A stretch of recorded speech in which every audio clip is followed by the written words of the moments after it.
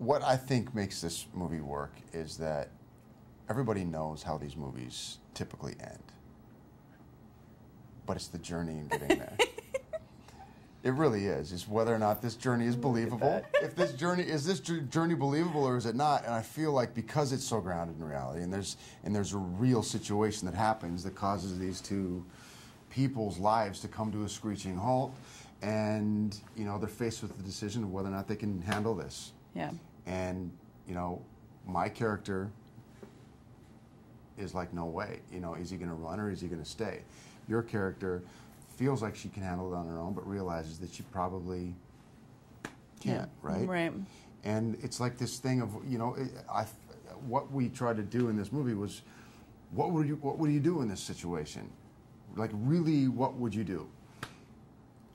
It's hard to say that you would, it's easy to say that you would do it, but when you really think about it, that's a huge responsibility, especially when you don't have 9 months to prepare for it. But I'm a little more like Holly, where it's just like, I could do it. I would make it work. I could do it. I could. If that happened to me, I would just step up and I would take charge and I could do it. And then you're just so overwhelmed and underprepared. Like, what was I thinking? Yeah, and then you're mad at yourself and them for putting you in this situation. But I love that about it. It has all of those emotions. It has all of those feelings and moments, and it's not glossy and perfect, and you know, they don't always say and do the right thing, but they're trying. They're good people. They have good hearts. They're trying to do the right thing, and I think they ultimately succeed. And what's fantastic about it is that these two people who really brought the worst out of each other for a long time end up being each other's saving grace. You know, really do bring the best out of each other. And it's not fun to love Sophie without the other person. You know, it's not as rewarding, because it's amazing to share that love for a child with somebody who feels just like you do about that child. It's a real, you know, it's a real gift.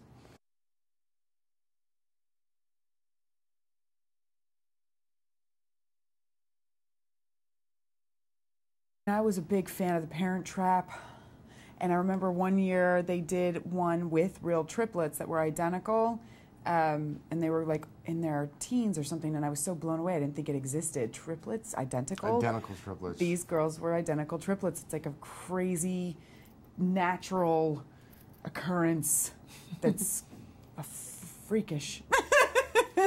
It is. I remember when I first met them, they were like these little ducks that just followed, because they just learned how to walk when I first met them. I went out to Atlanta a couple weeks early just to get to know them a little bit, because we wanted them to feel comfortable around us. She was in the process of adopting Nayli at the time. I had nothing better to do, so I was like, hey. And I love hanging out with kids anyway, because, I don't know, maybe we have the same emotional intelligence, I'm not sure. But I had a real affinity for these kids, and we hit it off great. And, you know, you spend a few months with kids like this, and you grow attached to them. And it was so interesting, because each one of them, as much as they looked alike, I literally couldn't tell the difference for the first week that I knew them. Yeah, it took me a while. But their personalities were so different. And we found this out early on, that, okay, we need a crying scene, we take this one. We need a baby to come on and be happy, we take this one. And then when those two were sleeping, we had to take the other one and just hope that we got the right one. Or the right mood.